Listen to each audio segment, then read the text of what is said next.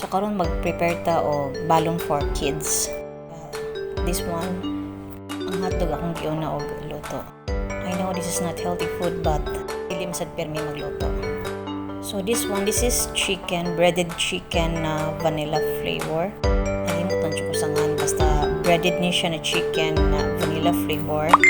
And the other one is kanang cheese flavor.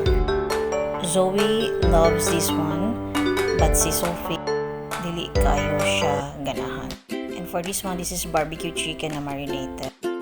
I don't know if ganahan ba sila ani. So may tayo tag paagi na sa tuma sudan na dili balik-balik kay kuyawan ta kay dili mga unikod to. So karon gi-fried na nako ang hotdog after nako siya gi-boiled. That's how I cook hotdog, and the chicken is I also fried it. So by the way, atong kalan kay karaan na kayo ni patay kapalit. So this is how I prepare their balon for lunch, and ang snack sad nila ilang rice. Mareklamo din sila daghan daw kuno kay ilang rice. Ako nagituyo kay para mga unog daghan. Actually usahay dili mga gabot diri daghan pa kaayo sobra. So maningwa jud ko na ganahan sila sa ilahang sudan. Kay kani si Sophie, kani ako ikaduha na anak. Usually, ari na makaon sa balay. Daghan tagbilin ang balon.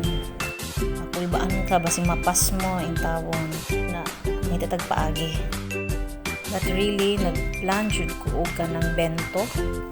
Muna ilang term, mura siya Korean style o Japanese style ba na.